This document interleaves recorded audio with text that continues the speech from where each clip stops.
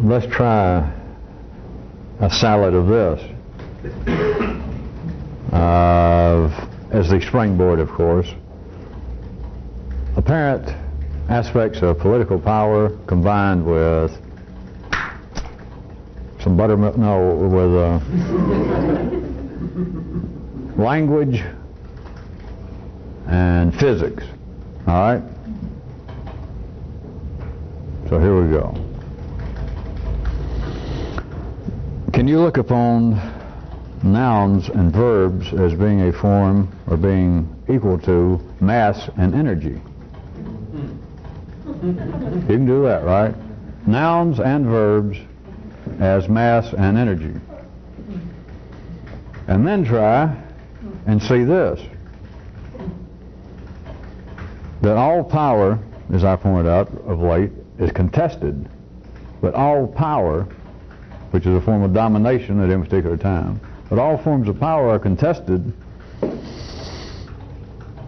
because those underpowered, that is, the submissive, are continually moving toward conversion of energies, toward a form of revolution. Did it get too sticky along the way? All right, I'll get to it in a minute. All nouns are attempting to become verbs.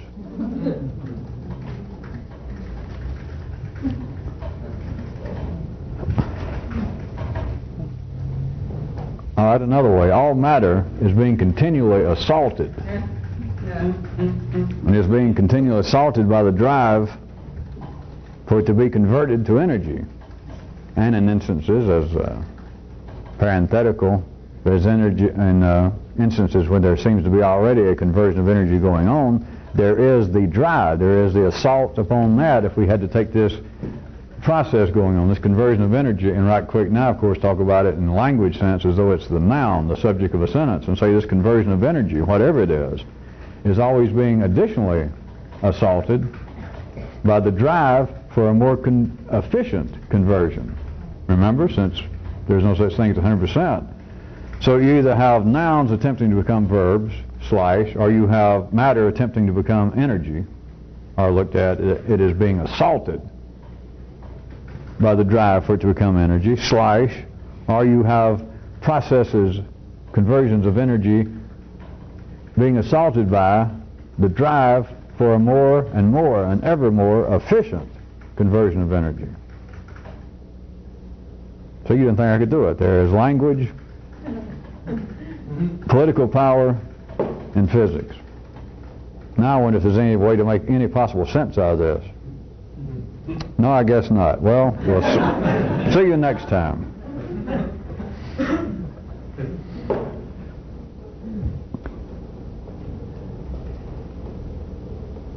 To live and to grow at the 3D level, all nouns are being subject to, they must be subject to, verbalization. And I guess I'll leave that as being sort of a 4D bon mot, even if I can't take the time to untangle it tonight to say that they are subject to being to a process of verbalization. That is, what appears to be a subject, a noun, has got to be subject to, that is, have the ability to, and be always very close to, being verbalized. Or else you are talking about a morbific, you are talking about the beginning of an end of a process. You're talking about the death of something, to the point that it generally cannot be revived or rehabilitated.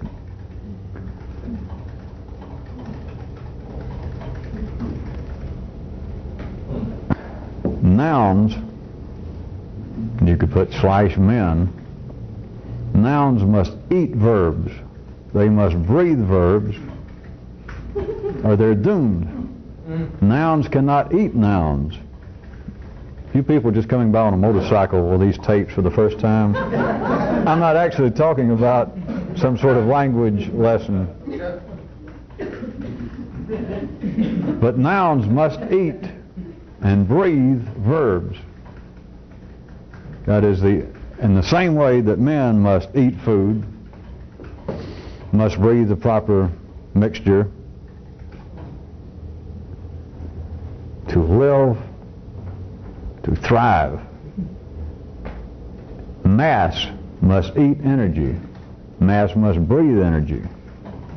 But let me refer back to where I started this little part. Nouns themselves have got to eat verbs. Now, at the 3D level, ordinary intelligence would think that nouns would have to eat nouns. Well, this people's got to eat food. A man has got to eat cheese. A man has got to eat bread. That a subject has got to consume another subject. A noun must eat a noun. A noun cannot eat a process. It cannot eat a verb. You cannot have a sentence, Bill runs. Bill can't eat runs, right? Bill jogs. Fred jogs. Well, Fred can't eat the verb. And you're wrong. A noun cannot eat nouns and survive. You surely see, some of you, if I jump right quick, you people on motorcycles and horseback, if you're going to stick with it, stick on a little longer because it's got nothing to do with language.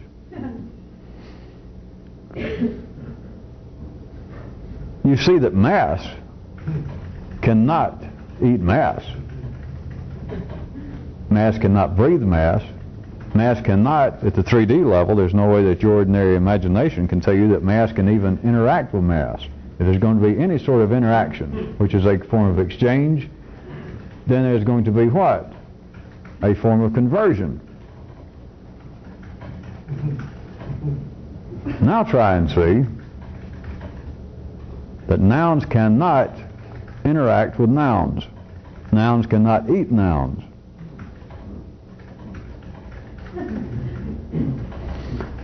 All right, instead of nouns and verbs, how about things and the things things do? Things cannot interact with things. If things interact, all you see is then you've got things that things do. I didn't say that was going to be easy. All right, how about this?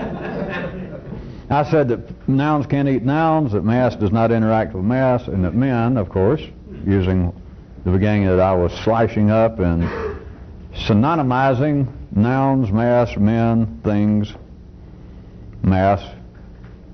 Then how about this? Ordinary intelligence would say that men interact with men, that people interact with people, because that's all they can do. And that's not true.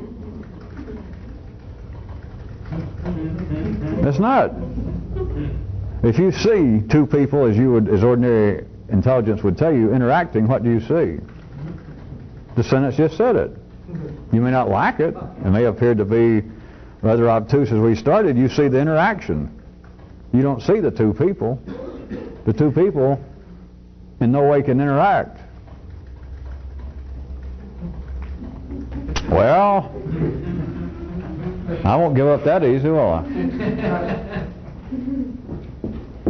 How about this? Why is it that no one, of course I haven't entered the fray yet, but no one has ever been able to satisfactorily explain, describe, limn, detail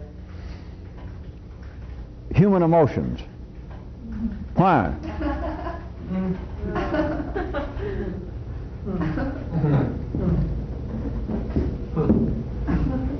Because they are treated, if emotions seem to be the subject under immediate discussion, emotions are treated as a what? If they're the subject under discussion in a sentence, which is the way your mind thinks now, they are a noun. And I know, they even tell kids in high school and places that you can take a verb and turn it into a noun. But that's not the point. They treat emotions as though they are a something. They treat relationships. Why is it that no one can define love? They can exemplify it. Somebody says, I can describe love. Look at a mother holding a child. No. Look at two young teenage sweethearts holding hands and skipping down the beach. I did not ask for an example.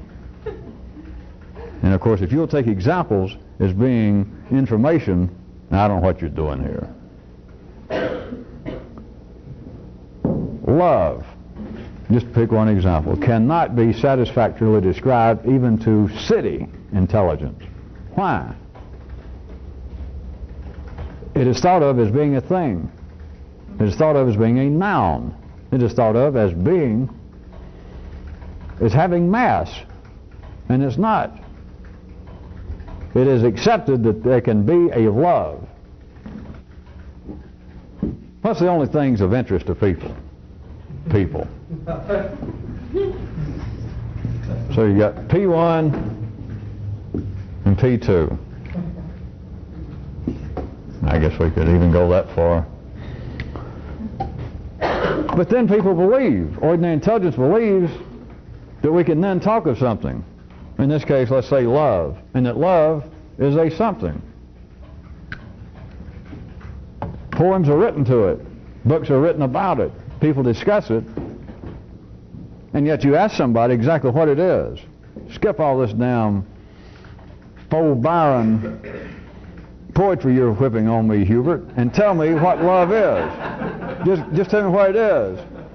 And all the Lord Bubba Bryans of the world, and Elizabeth Barrett Brownings, everybody sits around, they go, well, wait a minute, have you read my latest poem? Have you seen this picture? And I said, no, what is it? Nobody can say. Why? It is a conversion of energy. It is the verbalization of a noun. It is not a thing. It is not something that's floating around in there. Now, watch it, or you may say, well, yeah, we all know that. And you don't. That is not the way the intellect works. That is not the way ordinary intelligence operates. They believe. Now, if I push this a little further, I could even have people here with city consciousness go, oh, wait a minute, I know what you're saying, and sure, you're right. But they don't believe that. They can't see it. And what I was fixing to say is, ordinary intelligence operates on this basis. On this basis. With no analyzation, and is of course not stated, but it operates on the basis that emotions are things laying around. They're floating around. That love is a something. That it's a noun. Well, it's got to be a noun because you can say, love makes the world go round. There it is. The damn thing's a noun. It's a subject. The sentence makes sense. Most people agree the subject. Or you can say love is heavenly sent. Love is the language of the gods. Love will cure all ills. What more proof do you need? To your run-of-the-mill bourgeoisie intelligence, to your brain, to your mind, to your human consciousness, it all makes sense. And love, in every one of those examples I just made up, was the subject of the sentence. It was a noun. Even though, if I say that intelligence treats love like it's something laying around, even people in the ordinary level will say you're being silly. For one thing, emotions are invisible, so you never saw it laying around. And they'd say, well, we don't really believe that. But you do. You think that. If I may correct you, you don't believe it, you think it. That there is a ghost in the dance. That there the two people are. Look at them, the young sweethearts. The bloom and the smell of youth, skipping down the beach, holding hands. It's him, it's her, and it's love. Where is love? Well, you can't see it, but it's floating around there. It's there. You're talking about the assault on nouns to be converted into verbs. You're talking about the continual pressures that's always there for mass to become energy. And for energy conversion going on to become ever more efficient. You are talking about all power being contested.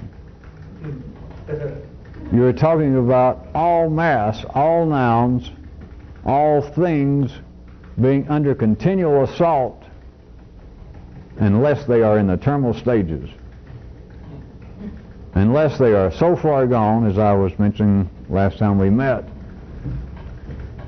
that once the process, once there is a situation that there is no contest for power, that there is no internal struggle for power in the state, whether the state be you or whether apparently is out here, you are in a decline that is irreversible, generally speaking.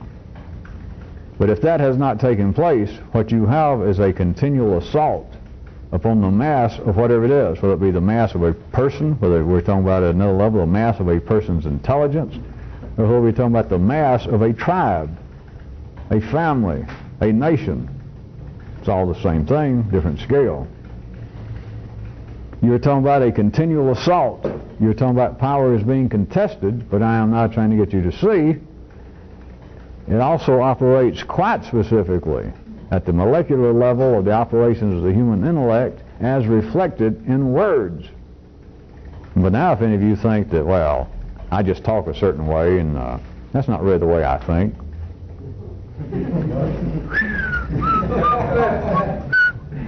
You might as well get on the horse that brought you here and try and run that film backwards and find yourself a way out of here. Anybody that believes at the ordinary level, left to your own devices, that you believe that there is no serious connection between the way you talk and the way you think, or, for those of you who want to look at it another way, between the way you think and the way you talk. So you can have it either way you want. And if you think that there is no connection either in that direction or this direction, and that you can play around with it anytime you choose, then, as I said, try and call your horsey back. And you better ride out of here. Go back where you're better known.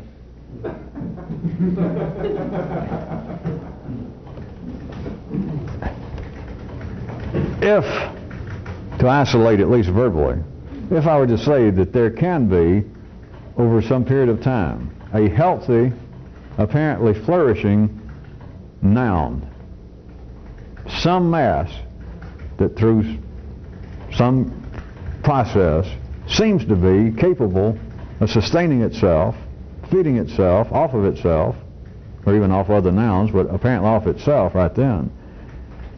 Even if that were true, if I said that that could possibly be true, over some small length of time, or some observable length of time, that this mass, this noun, this exercise of power or domination, apparently standing here alone, up on a good hillside, up on an internal or external acropolis, and there it stands, and it is not being contested, it is not being assailed, it is not being assaulted. There seems to be no drive for it to be subject to immediate attack. Even if it appeared to be that way, which at ordinary level, I'll grant you, if I must, that some people in the city believe that this is possible. That's what their intelligence, that's what their sight tells them, that this is possible. If that were true, whatever it is going to starve for both oxygen, that is breathing room, and is going to starve off of a form of auto-cannibalism, or from auto-cannibalism, because the only thing it could eat to sustain itself would be itself. Did I obscure even the previously obtuse by that side step?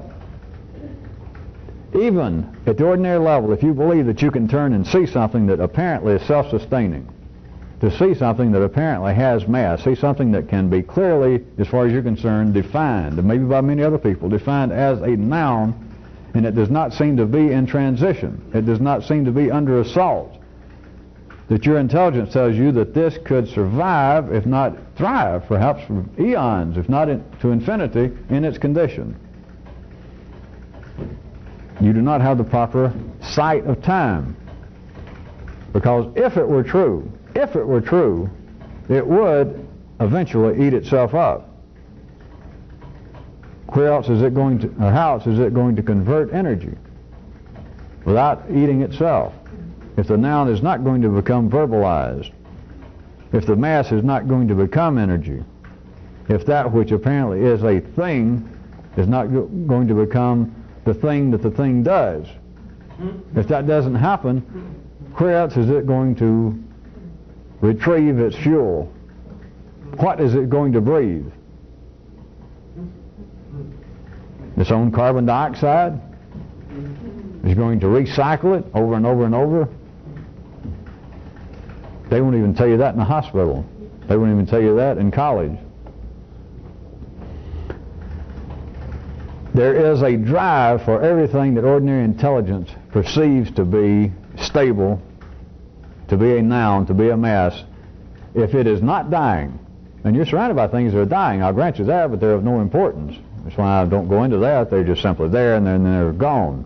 In many cases, they may not apparently are gone, but you forget about them, which is the same thing. They're dead to you.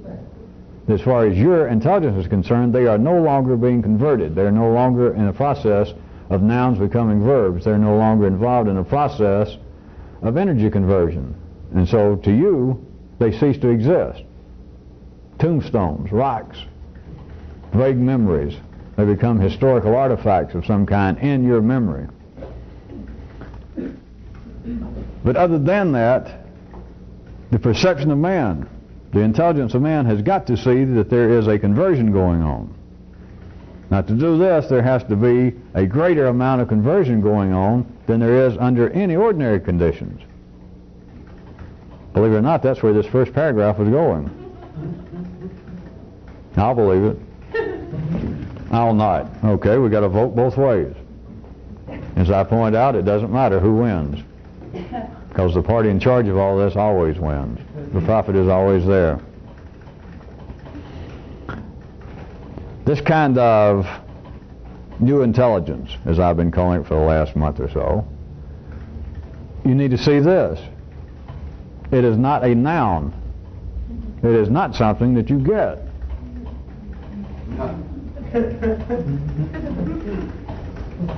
It's not a noun, and it's not a mass of new facts.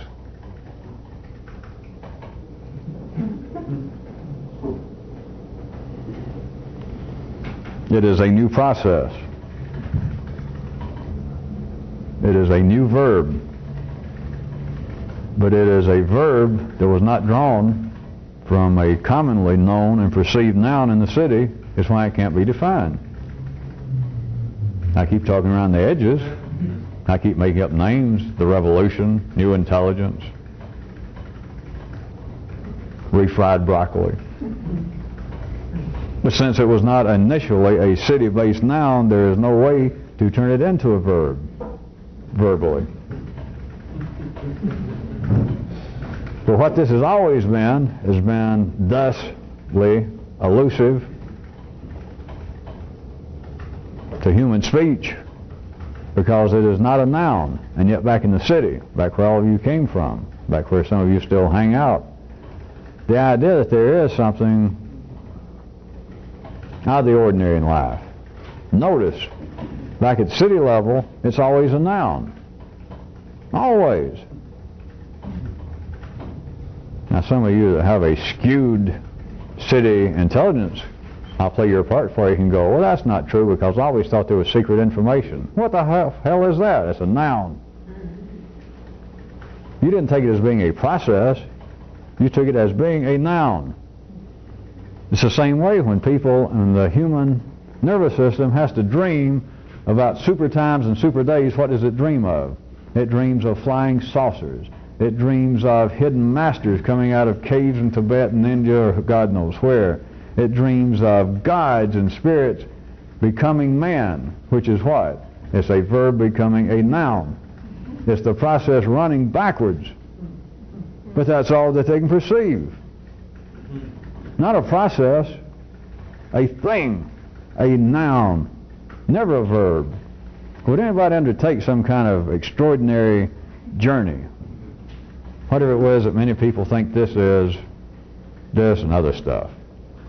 If they think, well, there's some kind of secret activity going on in the world. And if somebody said, yeah, there is. You're right, there is. And they said, well, I want in on it. What do you think the payoff is? Many people describe it in different ways. But the payoff is always this, no matter what words they put on it. Rhetorically, linguistically, the payoff is always, to ordinary intelligence, a noun. Think about it. If it was not a noun, if it was not perceived by your own nervous system as being a noun, who would undertake it? I'll tell you who. How can you promise that somebody, after some kind of unusual and apparently unnecessary activity, will receive as a payoff a verb. To wit, if you work real hard and do all these things, then maybe you'll get to the point that you can work real hard. They'll be staying in line, sign me up, sign me up. Not only does it strike some of you in such a way as to make you laugh, but it doesn't really strike you. You show up for your salary at the great factory of life, the pay window, and they don't give you a thing, they give you a verb. You laugh again, but you can't really conceive of it. They announce we're no longer going to pay off in nouns, we're going to pay off in verbs. We're no longer going to pay off in mass, we're going to pay off in energy. We're no longer going to pay off in things, we're going to pay out in things in transition. What the hell does it mean? Besides it being apparently silly and funny, what does it mean? And ordinary intelligence says, well, it means nothing. It's nonsense because it can't be done. But how about this? To show you again the great lack of a palindromic reality in the city, the process runs the other way. How did you earn? How did you come to the point that week to show up and hold out your hand for your pay envelope? What did you give the company? You didn't give them mass. You didn't give them nouns. You didn't give them goods. You gave them what? Services. You gave them verbs. You gave them the process of you in action. But how do they pay you off? What's the only payoff that you can conceive of? Is the process run backwards? Which I wasn't going to throw in history tonight, but in general, but I would point out to you that that was one of the major breakthroughs, if you want to look at it from a 3D viewpoint, of humanity's climb to where it is now, and that was the invention of money. Not physically, the process that services could be turned into temporarily. Of course, now most people forgot it's temporary, and of course it ceased to be temporary, but it temporarily turned into a coin, to a piece of paper, like, well, I've got something. I've got a $1,000 bill. I've got stacks of $1,000 bills. There's something. They're nouns. And those of you that don't really want to push your brains at all, it's no such thing. What you're holding is a process, because all you're holding with money is a debt owed to you. That's all it is. That you gave out, you converted energy. You ate nouns somewhere, you thought. Eggs, cheese, bread. And you got up and you became a process down at the factory. And at the end of the week of you turning out verbalizations, that is, of you being a process, of you offering services, they get through and you put out your hand and they're apparently going to pay you, and the only thing ordinary intelligence can perceive of being paid in, the currency of the realm, has got to be a noun. They can't hand you a process, they can't hand you a verb, it's got to be a noun. A check, cash, an IOU, half a ingot of gold, it's got to be something. That's the only thing ordinary intelligence can perceive. But money is not even something. It's part of the trickery of life. That money literally is not anything. I don't mean that a dollar is not worthless. It's not that. It's just, it's not anything. It's a debt owed to you, is all it is. It is a process. But now apparently it has been turned into a noun. Ordinary intelligence does not see it as I put it, that it has been turned into a noun. It doesn't know it's ever been anything else. In the same way that I was trying to get you to see, how could you, what would you make out of a company saying starting this Friday at payday, we're not going to pay out in any form of nouns, we're going to pay out in forms of verbs. Besides you laughing, if you followed what I tried to challenge you when I said you can't even perceive it, and you get past laughing for a second, you can't. How would they pay it? What would it be? But the thing is, that's exactly what's going on. But ordinary intelligence cannot see it.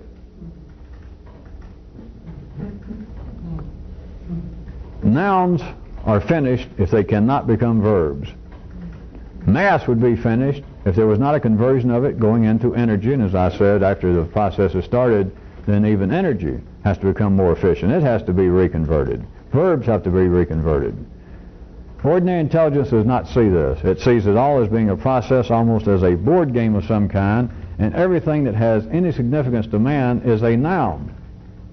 Now the nouns, you have to, in some way, at times, you have to interact with them, but still the basis of all important things are nouns. If you ask people to list, what's the important things in life? There's going to be a payoff. This is a quiz, and there's a big money payoff. $10,000 to the best answer we get tonight. Everybody got your pads and pencils. Write down the 5, 10. I guess 5 probably tax most people. All right, 10. The 10 most important things in human existence. And what would you write? What would everybody write? Would anybody list a verb? What would be down there? God, family, the church, love. Would there be a verb on anybody's list? No. Nobody finds that interesting? But by me playing your part, have all of you fallen back to city level consciousness, and now it's all of you thinking, well, you're right, you should have left it there. Try and pull yourself back up. Come on. Don't you find it interesting at all that no one would ever list a verb? And any of you who are good, does anybody find it interesting that you sit there, can you even think of one? Can you think of one that you could actually write down on the list without laughing or your hand going? Is there any verb that would even seem as though you could write it down? The truth is, everything you're writing down, the ones I said, are verbs. But they cannot be seen as such.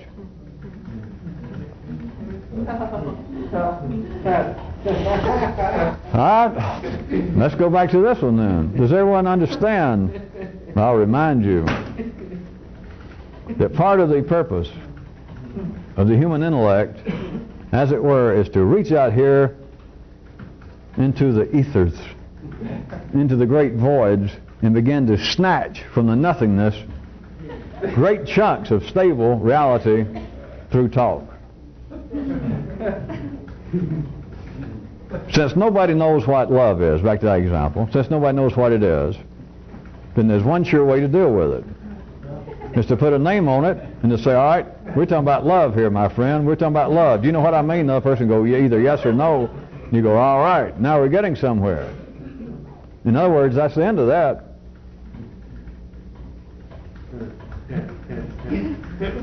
You have nouned it. You have apparently through words taken something, although ordinary intellect doesn't look at it this way again, I grant you this, but you have apparently taken something almost non-existent, about something that was so vague as to be almost incomprehensible, and now you have unvagued it. You have nouned it. Then, and for city purposes, there's certainly nothing amiss, but then apparently you have made the inconceivable conceivable. But in a sense, you have taken that which was a process and you have turned it into a thing. You have taken a verb and turned it into a noun. You have taken energy and turned it into a mass.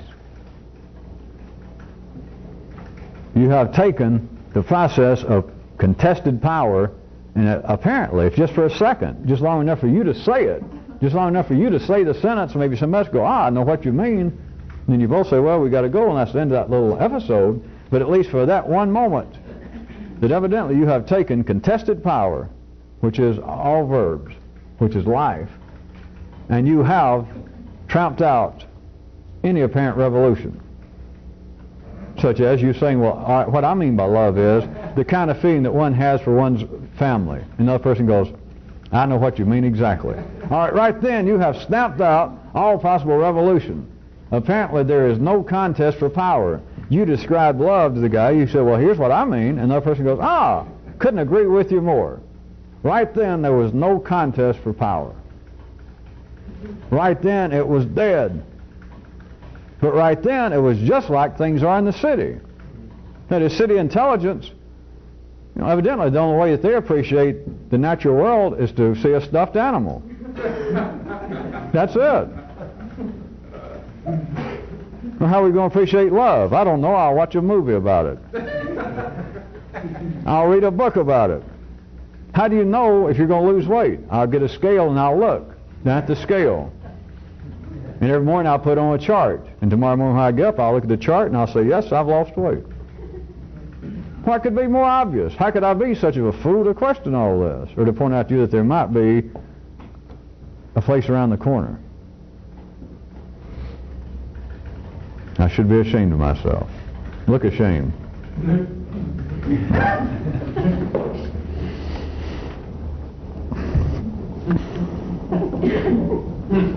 In the kind of pursuit of this new intelligence, I'll call it again tonight until I come up with another term. I do find it, I guess, for perhaps obscure reason, but it does seem to be a little more direct and perhaps closer to the truth than refried broccoli. So I'll go ahead and call it again tonight kind of new intelligence. It's not a matter of somehow knowing everything, but it's a matter of not excluding anything.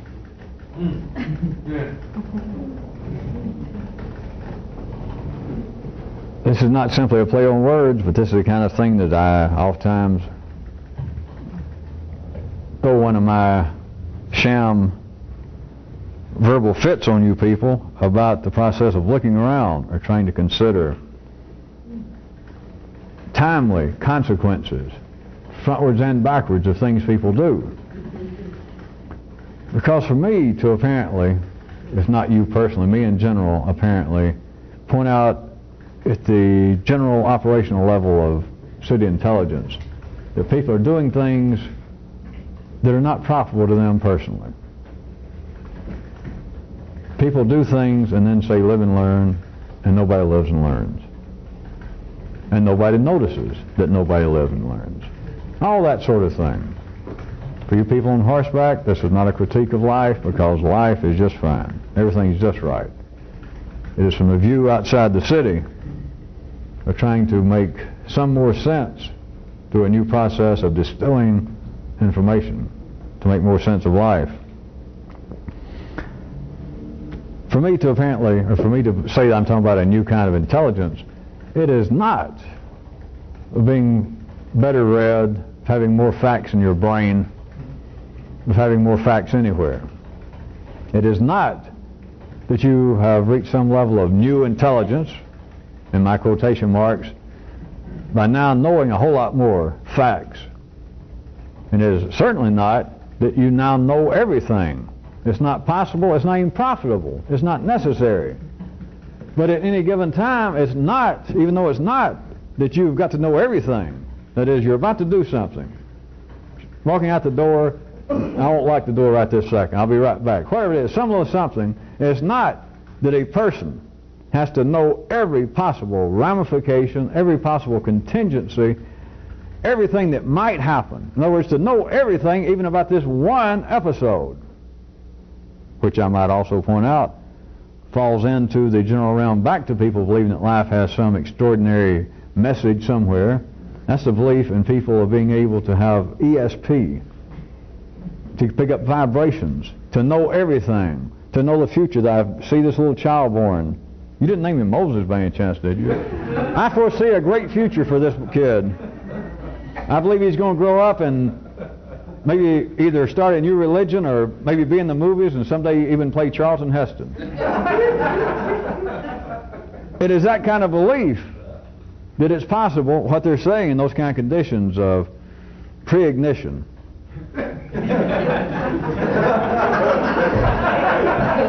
That's not what those New Agers call it, is it? All right, precognition, I know. But what they are indicating by that is a knowing of everything. The all-knowing of somebody wearing a turban and going, the all-knowing so-and-so. That's not it. It's not the all-knowing. That's not the problem. It's the problem of the non-exclusive. It's not that you've got to know everything, but it's that you cannot exclude anything. You don't have to search that I've got to have every possible piece of knowledge that might ever affect this situation. The information you need is right there. Right there. Don't exclude it. You don't have to know everything, but you cannot exclude anything. There is a difference. We'll be back after this word from our tape turner over. Within the framework of what I've just said regarding that it's not a process or not a matter of somehow knowing everything. Nobody's going to know everything. I've never insinuated if you're going to, anybody imagine you're going to dance with me in your brain. I've never said I knew everything. If you had some dreams that somebody that lived knew everything. It's not that it's not simply that it's not possible. It's not necessary. And that's just an understatement, but any good understatement always covers the subject. It is not necessary. It's not a matter of knowing everything. But what strikes you, using you archetypically, of the idea of supermen, superwomen in the past, that is, super somewhere, not flying through the air and walking on the water necessarily, but of some kind of super insight, super consciousness. It was not that they knew everything, but when they apparently knew something or spoke on something, they did not exclude all possibilities. They did not speak in exclusion, because what you're dealing with there, I was going to tie it to a little something else, the kind of perils of omission, that the perils of omission is the danger of local reporting. That's what local reporting is from another view, is you exclude. It's all right, here we are, I'm writing for the Nose Hair Gazette, Nose Hair New York, and so I'm going to try to report on this thing about the certain difficulties that the Russians and the Afghans seem to be experiencing on the latter's home ground. But, I'm going to have to put... I got to exclude some of this. I know my hometown people. I grew up here. You understand, I'm not talking about Nose Hair in New York. I'm talking about your state. And so you say, well, I grew up here. I know my people.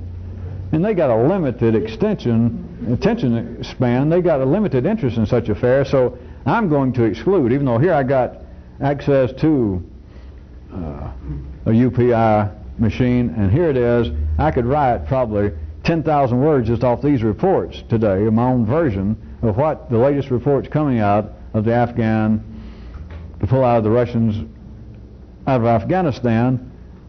But I've got to exclude some of this. The people are not interested, we don't have room, it doesn't matter what. Now you understand, I'm not talking about newspaper reporting, I'm talking about the local reporting of international events. That's everything going on that seems to have to do with some episode, some matter in your life. Local reporting is that which is fueling the perils of omission. It is that makes you exclude. You don't have to try and include. It's not a matter that this little guy is going to write up. I think today I will give some real attention to the Afghan affair for the Gazette here.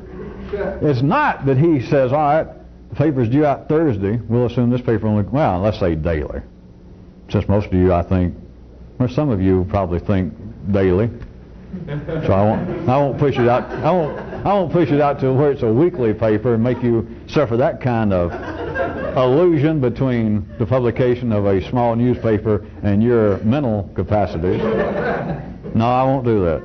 So let's assume this little paper comes out even once a day. So the guy thinks, today I'm going to give front page coverage. We hadn't done anything on the Afghan conflict in a while, if ever. So today I'm going to do it. He does not sit down or rush to his library or the files there at the paper and think, all right, what I've got to do is get a whole bunch of new information, like the history of Afghanistan. When did it actually become a recognizable state with its own boundaries insofar as the Western world is concerned? How long is it literally, has it always been a religious state? Was there any time that any portion of this was recognized as a state and it was a secular? He doesn't need all that. All he's got to do is pull out the tape off of a news machine And he doesn't need to bring in more information. You understand? That is, he does not need to know everything about the history of Afghanistan, the history to just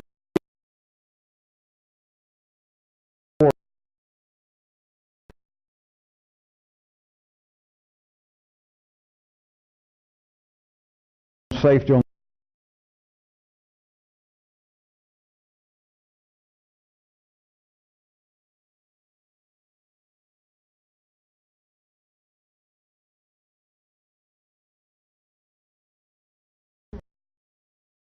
exclude, or if he was not going to read it, he's got to exclude, or he can't get around to writing it. He would spend the rest of his life, literally, if he tried to bring in all known information about how Russia ended up there, so-called helping, involved in so-called help to stabilize the legitimate government of Afghanistan. It's like writing your own diary, your own autobiography. You understand? You could never catch up. So it's not a matter that this reporter needs more information. He, in fact, probably needs less than's immediately available. Everybody follows that, right? It has to be local reporting of events, local coverage. To do this, you cannot have local reporting because that is exclusion. So it's not a matter that you have got to know everything about everything. It's not a matter that you've got to know everything about anything. But anything that you are dealing with that you apparently should know, or that you're claiming to know, or that you're staying there even by yourself and operationally are behaving as though you know, you have got to try and struggle against any form of exclusion of information. You don't really have to seek any more. It's that you've got to look around. You've got to listen around. You got to smell around. You got to feel around. You got to be around. The struggle, insofar as information, given the possibility of you needing more or not needing more, always those good binaries in the city, it's not a matter of you needing to know everything, but it's a matter that you should not be excluding anything. Which, of course, in the city would lead to oatmeal brains. Out here in the bushes, if you belong out here, you can operate at a different level. You can operate at a place wherein oatmeal and slinkies and silly putty can actually go up and down stairs and crawl up the wall, and oatmeal can be used as a lethal weapon. So, just to give you some idea.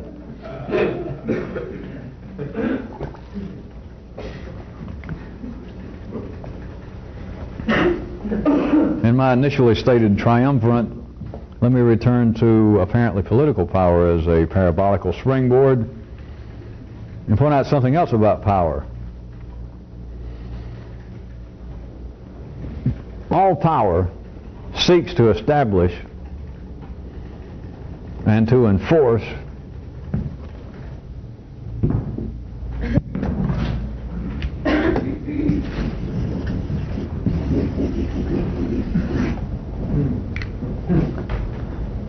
if you could see the full ramifications, I could say that the purpose of all power is to establish and then to enforce order. That's it. Now think about it a second. I don't care how historically, to you, to anybody, how ungainly, how unruly, how uncouth some party, some group of parties that apparently overthrew one power and took over.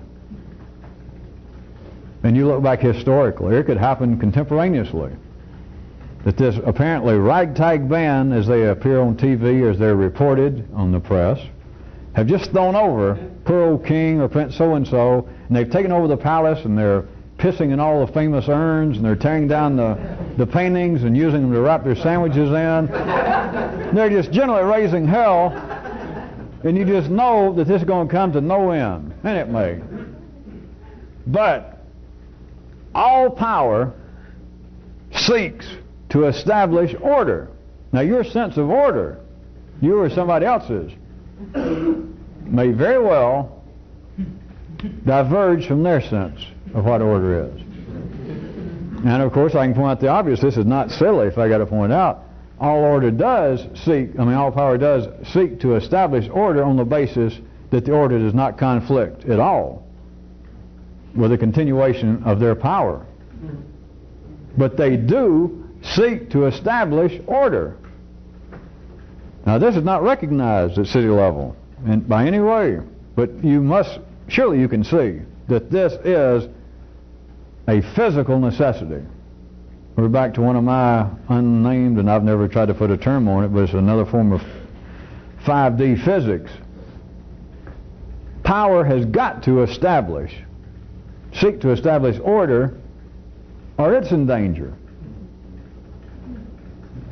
And as I said, from other views, you could be there, and some new band throws over the previous power. He could have been your uncle, a monarch, a democratically elected Congress or president of some kind, and then somebody comes in and throws over that power, and they take over. But compared to what you were used to, compared to what you were genetically, you and perhaps many other people were wired up to find as agreeable power, that is, the agreeable domination, now apparently you may see the opposite of order. Those of you who remember your Greek, do you? Is chaos, which is lack of order. That it apparently is chaos. That these people are going to come in and they're going to wreck our whole society. Our civilization is finished. From your view, that may be true. From some external views, it may be true. But the power taking over is not driven by any such sight. What they are doing, this is no kind of justification, this is no kind of rationalization, that kind of shit they talk about in the city. I'm telling you a fact, that every power takes power, and it must seek to establish and then to sustain order. And it does no good for you to be out there hiding in a sewer saying, well, their idea of order is not my idea of order. Well, thank you for your views, you know. We'll relay that to them, and I'm sure that that'll really get their attention. They're the ones in power. Whatever they say order is, that's what order is. But they do have to seek order. If they came in and they were a living epitome of a horizontal rebellion, if they appeared to be the Huns revisited, as soon as they take power, give them a few hours to get drunk and rape all your wives and girlfriends, but after that they calm down and sleep it off. The first thing they're going to do is what? They're going to send out words in the street that we're now in power. We're not as bad as you think. And anybody that gives us trouble will be shot on the spot. Your friends, the Huns. Because no matter how they appear to you, relatively speaking, no matter how their behavior, no matter how their apparent customs, and etc., their main objective will be to establish and then maintain order. Because without it, they're done for. All right. Now you know that we're not talking about politics. We're not talking about actual reincarnated Huns.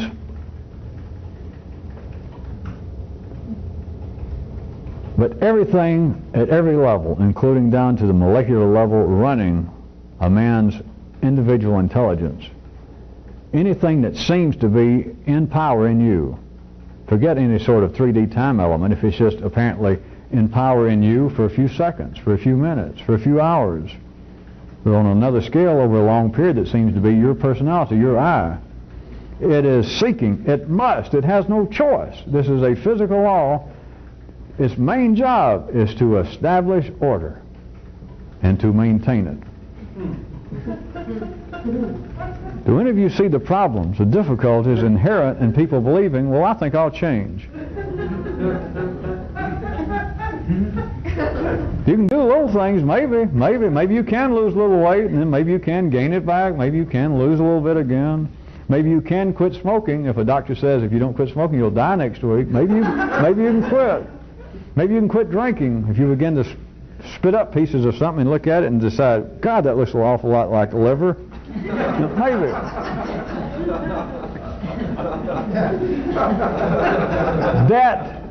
that at the molecular level in you, that which has collected in a certain part of your physical being, right up here, at vertically speaking, the high end of your nervous system in the brain, those molecules that have collected together and formed an organ, the brain, slightly different from the spleen or the liver. The thing that now seems in civilized people is purported to be the most powerful organ, the guiding instrument, or should be with all reasonable, rational, sophisticated people. What is that thing's job? And they'll describe it in all sorts of ways in the city, poetically, philosophically, even physiologically. I am telling you, this is where I started this. Its prime purpose is to establish order. Now, without it, you would have order. A dog has order, but it has dog orders. Worms are in order. Man is in order as a man, as another creature. And this thing that seems to be the gateway to his great imagination and dreams, forward and backwards, its prime responsibility is to establish order, because that is a fact no matter what the power. If it's power out here, where I said, of course, that we weren't really talking about, but if it is apparently power out there in the political state, its prime job, they call it other things. You and I know that, somebody getting power, and they say the only reason we overthrew the previous power was that they were not truly just. And in any particular tribe or kingdom, some of the people go here, here, and some of them go there, there, especially those that were making a little profit off the previous administration. They do not see it as justice. But at any rate, the new power can say, and apparently these words, these sound waves, this molecular agitation going through air and then getting into people's ears, that there are groups that say, yes, this is the purpose.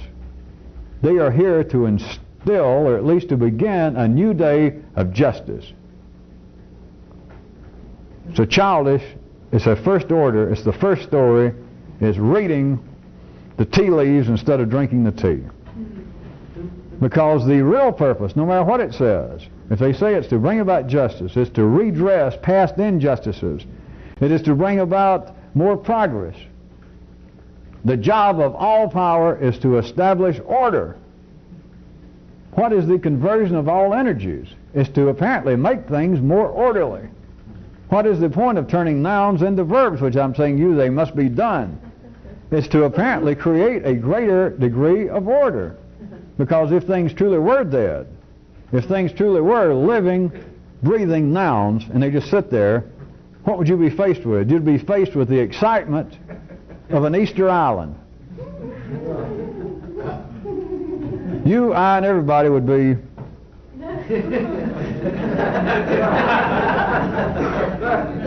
those great stone faces staring off at God knows what. Now, of course, I know what they're staring off, thinking, when the hell are the verbs going to be here?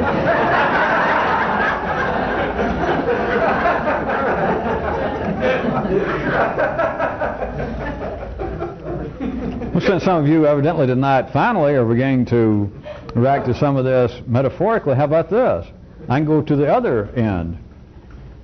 Since you have these great huge stone faces and all these written about what are they looking at, what are they searching for, and I just told you, all right, look at it another way. How about these kind of great dreams or stories about there was some kind of race that was, if not super, on the verge of being super, like this idea of Atlantis, and then they all went boom and disappeared. What happened to them? All right, the other direction. There they were one day, and they suddenly went, God damn, where'd all these verbs come from? And they just blew up.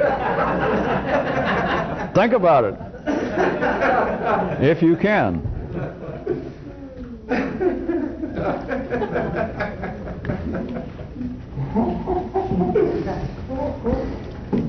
What I was about to push you a little further. All power seeks to establish order. And from that, I was going to carry you back to some of the linguistics where I started. All nouns seek to remain nouns. All mass strives to stay mass.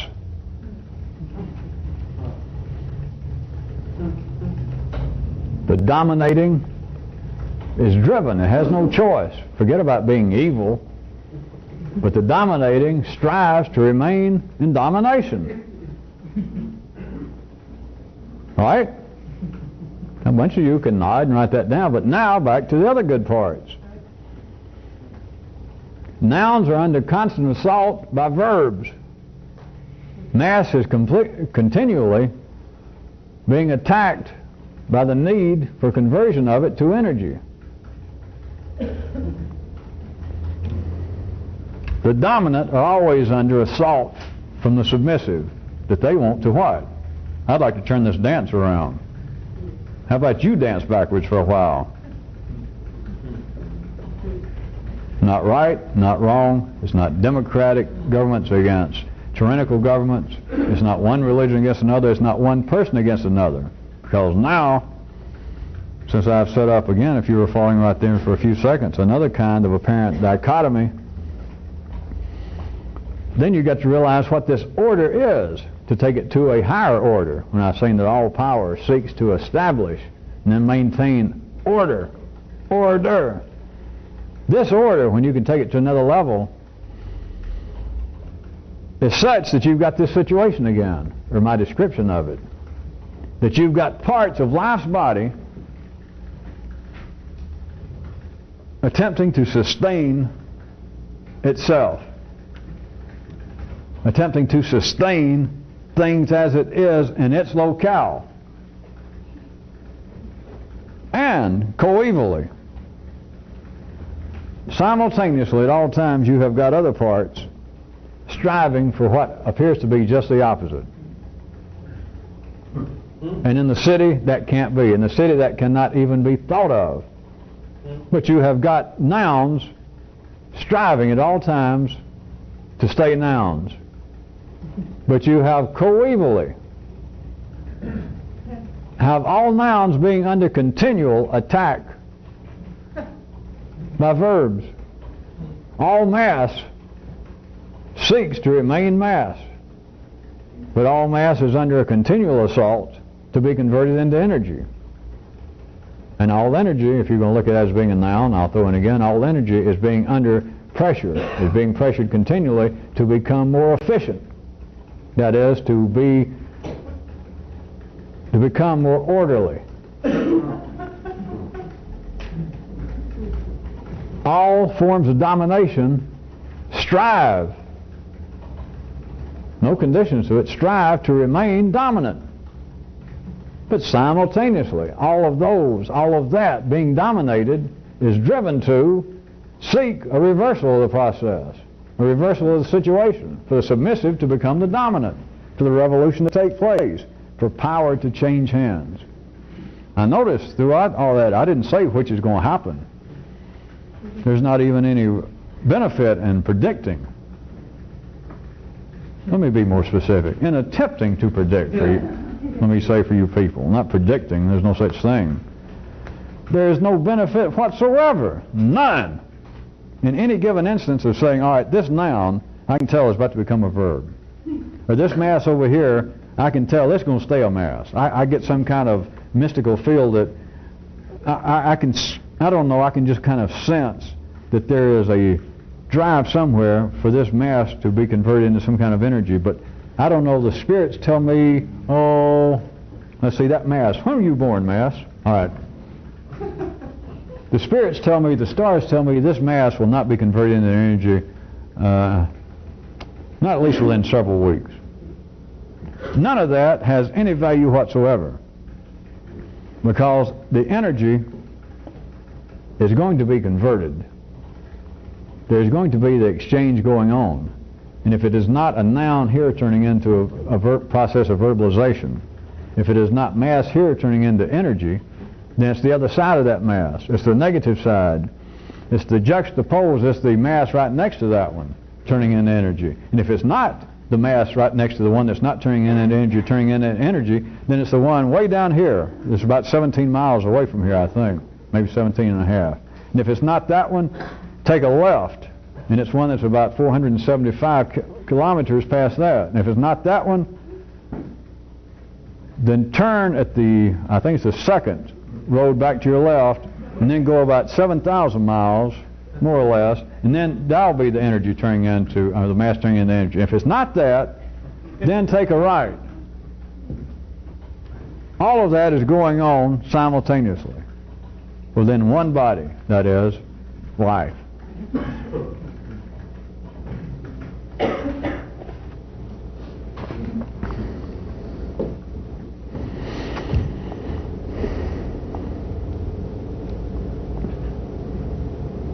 The way of life, holding not only everything that appears to be in opposition.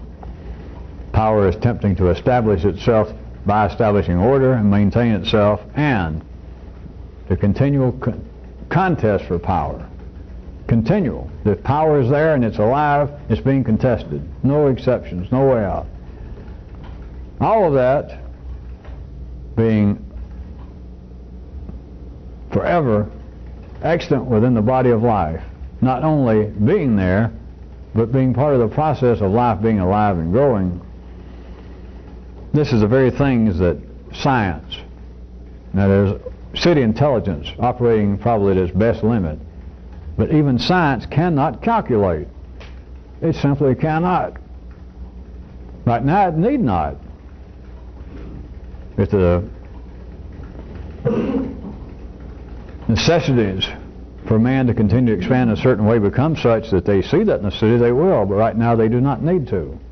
But they cannot calculate how things apparently, in speaking physically, that is, to a scientific mind, to that kind of intelligence at the city level, they cannot see, they cannot calculate that which apparently would be in direct antipodal conflict can be true. But by the very nature of the intellect, especially the scientific intellect, both cannot be true. If one is true, the other one is false. If you have two things that are in direct conflict, then one of them is not true, assuming that one of them is true. You just got to decide which one, at least for the time being. And so it cannot be calculated. There's no way to say, well, wait a minute, one of them is true. And they say, oh, the other one's false. And you say, no, wait a minute. Yeah.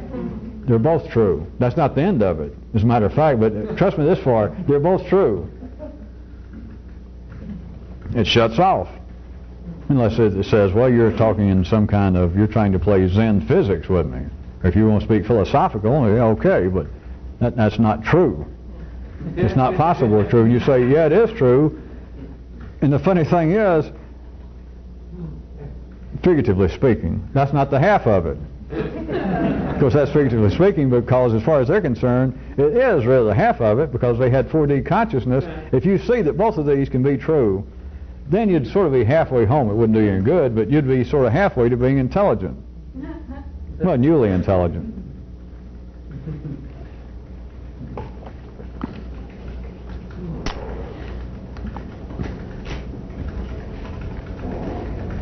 I'm going to stop the public tape, and I got a little something for you people as an epilogue. Just 1 second.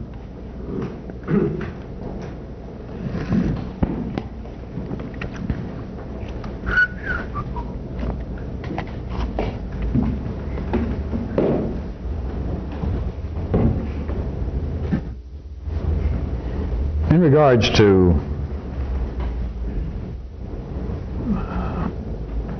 tape before this one, some of the things I was saying to you people, and you people out of town, by now you've gotten and had a chance to read that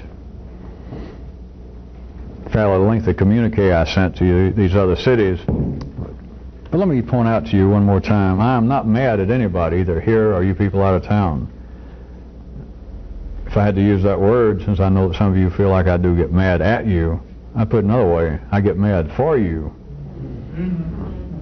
On the basis that you will not do what you could do.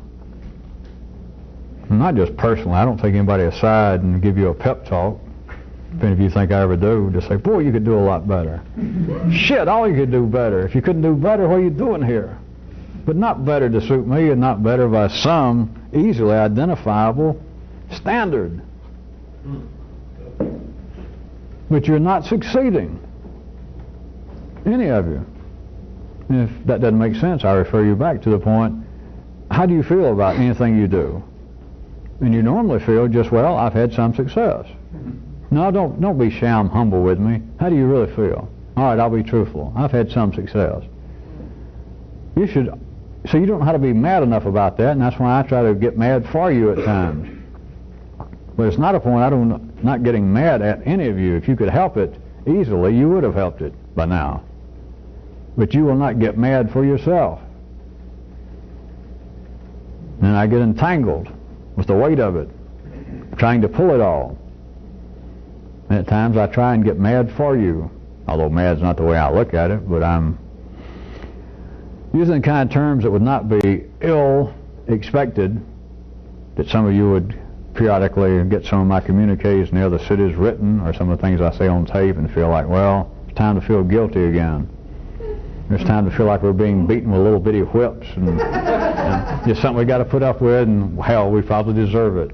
So that's even worse. I hate to even say that for you, because that almost makes me mad, actually, now I think about it. But to tell you, I'm not mad at any of you. Even though I'm not your doctor or psychiatrist, I'm concerned about all of you as long as you're here. And I'm concerned that you hurt yourself when you don't succeed. And this is real hard to succeed at. Almost as hard as it is for some people to quit ending sentences with prepositions. Of course, that does not include yours truly and Winston Churchill. But other than that, I know some of you continue to have difficulties of knowing where to end your sentences at.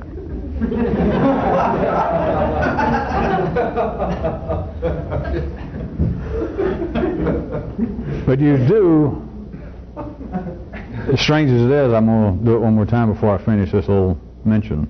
I did it the last tape.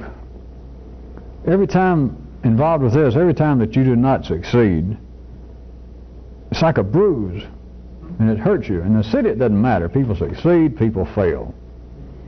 It's all a matter of some. It comes and it goes. That's just the nature of life. But in this, to just over and over, even once, but all of you have done it more than once, to just have some success. And when you reach the point of some success, when you get back to that level in your own thinking, and you'll accept it from something you're trying to do here, that, well, I've had some success, and then you stop, you failed. And it has an effect on you that no one has ever described. It's never been diagnosed in this manner, but I'm telling you, it hurts you. You should press on. If you could actually foretell the future, if you knew you weren't going to succeed, you shouldn't even start. Whatever it is, you shouldn't even try it. You'd be better off. But since nobody really has that kind of ability, then don't expect you're going to have it. And once you do, once you try something, you need to succeed at it.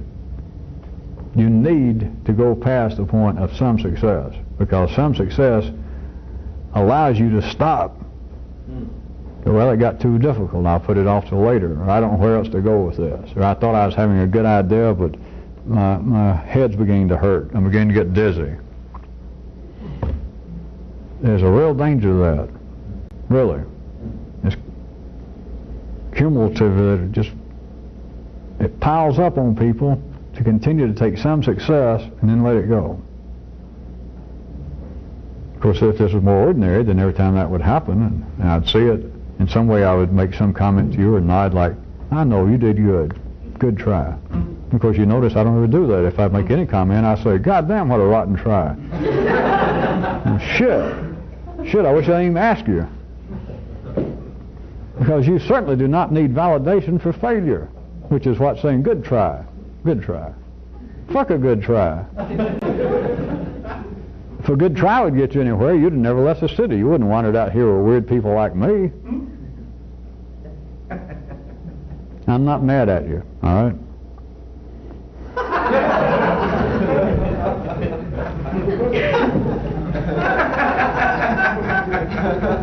I had a couple of excursions. We hadn't done some in a while, and they're all mental. so that you don't have to go out to the shopping mall and you don't have to get your glasses and you got your guitar and play like you're deaf and dumb and all that. There's a couple I've had on hand for a while. I'm going to give them both to you. One of them does require a little effort, but you don't have to dress up. For 6 days, starting right now, whenever you get this tape, for 6 days and 8 hours, 6 days and 8 hours, I want you to not use the word but, B-U-T. Do not use it. 6 days and 8 hours from right now.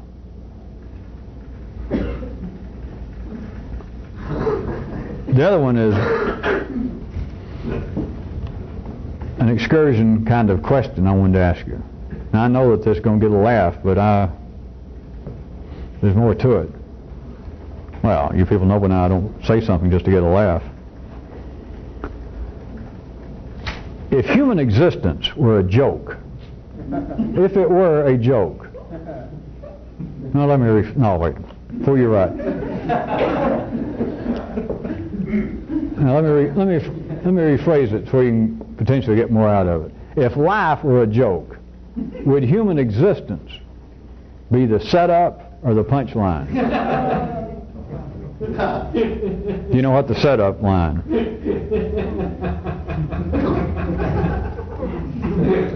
Who was that lady I saw you with last night?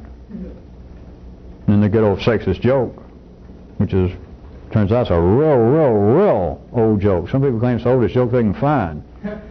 Now that's the setup on a 2-line joke, but always you've got a setup line. Who was that lady I saw you with last night? That was no lady, that was my wife. The last one's the punchline. But if life were a joke, then as human life, as human existence, would it be the setup or the punchline?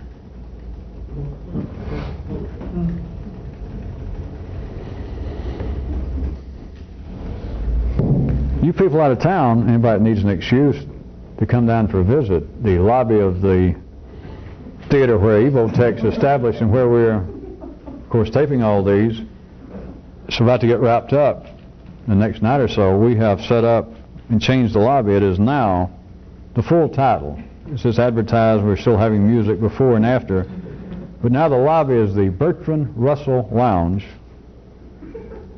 Buckhead, Atlanta's faux bistro, where the elite, the empiricalist, and the determinist meet.